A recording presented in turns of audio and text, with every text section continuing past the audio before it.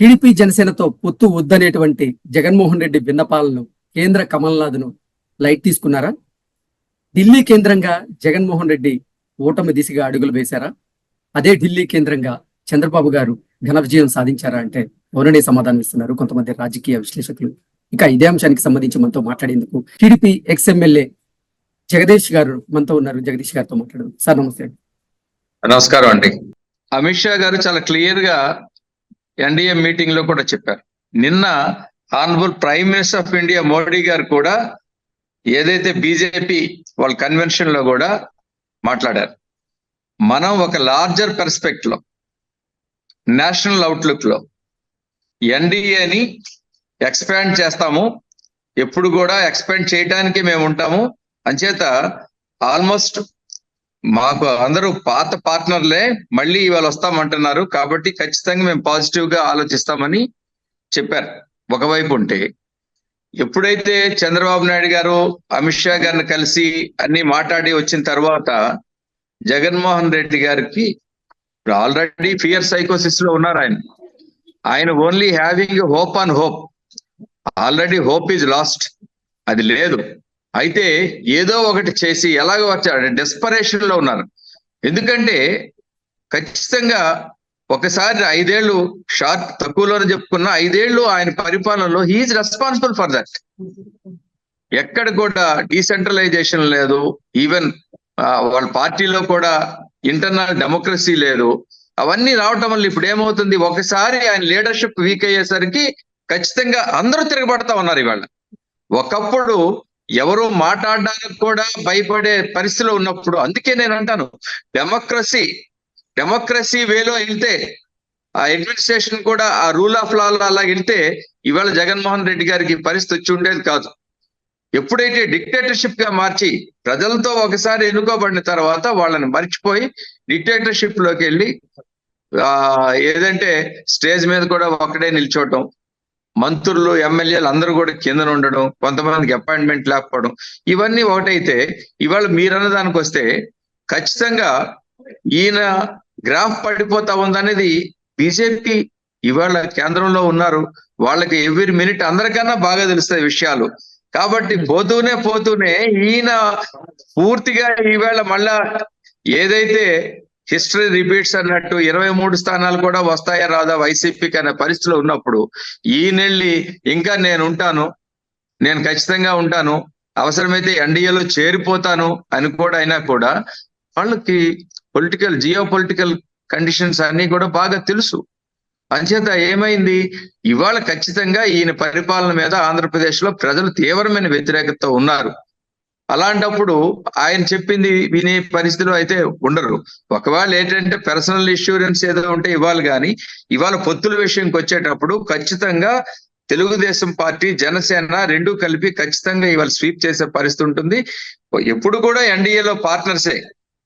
కొన్ని పరిస్థితుల్లో ఆ రోజు బయటికి రావాల్సి వచ్చింది, అందరికీ తెలిసిందే. అది కూడా ఓన్లీ రాష్ట్ర ప్రయోజనాలు, చంద్రబాబు నాయుడు గారి వ్యక్తిగత ఏం కాదు అది కాదు, రాష్ట్ర ప్రయోజనాల కోసం ఆ రోజు పరిస్థితుల్లో ఈయన పక్కనేమో నాకు గెలిపించండి, నేను కేంద్రాన్ని మెడలైనా వంచుతాను, వంచైనా నేను ప్రత్యేక హోదా తెస్తాను, ఇలా మాట్లాడుతూ ఉంటే ఒకసారి ప్రజలు కూడా ఏంటిదైతే ఆ పరిస్థితుల్లో మరి ఖచ్చితంగా అధికారంలో ఉండి ముఖ్యమంత్రిగా ఉండి చంద్రబాబు నాయుడు గారు ఖచ్చితంగా కేంద్రంతో, it's not BJP or NDA, కేంద్రంతో అవర్ ఫైట్ చేయవలసిన పరిస్థితి వచ్చింది. ఆ పరిస్థితులు తప్పిస్తే దానికి అందుకే ఇవాళ మోడీ గారు కానీ అమిత్ షా గారు కానీ ఆ రీజన్ జెన్యూన్ రీజన్ అని చెప్పి ఇవాళ ఖచ్చితంగా మళ్ళీ తెలుగుదేశం పార్టీ జనసేన కలిపి, జనసేన ఎప్పటి నుంచో బీజేపీతో పొత్తులో ఉంది.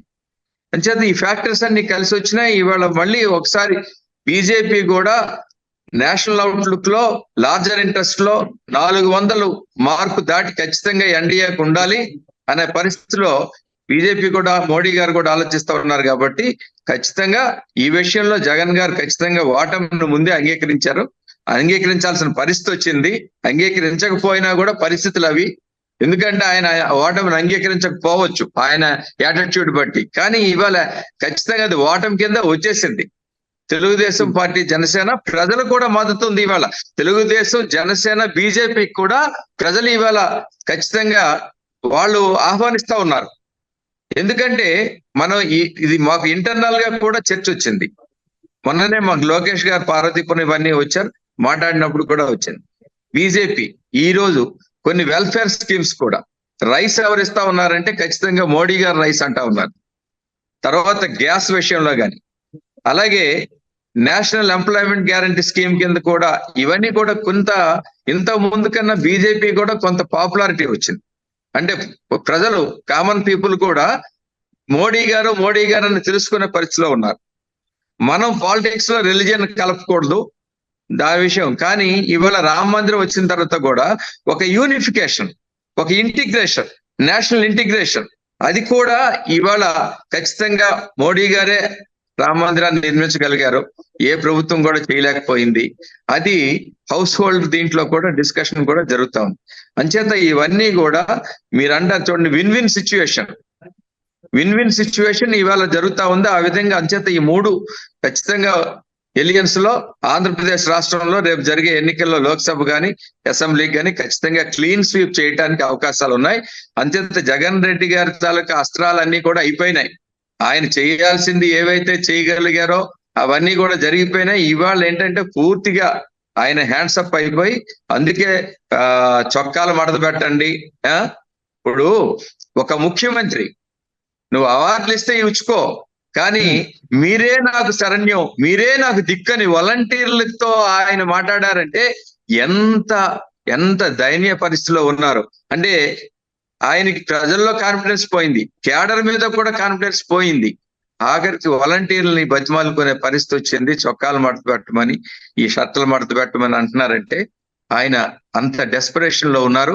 అంచేత నేను చాలాసార్లు చెప్తా ఉన్నా, ఎన్నికల్లో ఒక టెన్షన్ ఉంటుంది ఎప్పుడు కూడా, చివరిదాకా ఎవరు గెలుస్తారని. కానీ ఈయన తాలూకా 5 ఏళ్ల చరిత్ర వలన అసలు ఎన్నికల్లో వైసీపీ ఓడిపోతా ఉందనేది ఇప్పుడే ప్రజలు అనుకుంటా ఉన్నారు. అలాంటి పరిస్థితిలో జగన్మోహన్ రెడ్డి గారు ఉన్నారండి. ఇదండి situation. Okay sir, thank you so much. నమస్కారం. టీడీపీ జనసేనతో పొత్తు వద్దనేటువంటి జగన్మోహన్ రెడ్డి విన్నపాలను కేంద్ర కమల్నాథ్ను లైట్ తీసుకున్నారా? ఢిల్లీ కేంద్రంగా జగన్మోహన్ రెడ్డి ఓటమి దిశగా అడుగులు వేశారా? అదే ఢిల్లీ కేంద్రంగా చంద్రబాబు గారు ఘన విజయం సాధించారా అంటే అవుననే సమాధానం ఇస్తున్నారు కొంతమంది రాజకీయ విశ్లేషకులు. ఇక ఇదే అంశానికి సంబంధించి మనతో మాట్లాడేందుకు టీడీపీ ఎక్స్ఎమ్మెల్యే జగదీష్ గారు మనతో ఉన్నారు. జగదీష్ గారితో మాట్లాడదు. సార్ నమస్తే. నమస్కారం అండి. అమిత్ షా గారు చాలా క్లియర్ గా ఎన్డీఏ మీటింగ్ లో కూడా చెప్పారు. నిన్న honourable prime minister of India Modi గారు కూడా ఏదైతే బీజేపీ వాళ్ళ కన్వెన్షన్ లో కూడా మాట్లాడారు. మనం ఒక లార్జర్ పర్స్పెక్ట్ లో, నేషనల్ అవుట్లుక్ లో ఎన్డీఏని ఎక్స్పాండ్ చేస్తాము, ఎప్పుడు కూడా ఎక్స్పాండ్ చేయడానికి మేము ఉంటాము. అంచేత ఆల్మోస్ట్ మాకు అందరూ పాత పార్ట్నర్లే మళ్ళీ ఇవాళ వస్తామంటున్నారు, కాబట్టి ఖచ్చితంగా మేము పాజిటివ్ గా ఆలోచిస్తామని చెప్పారు.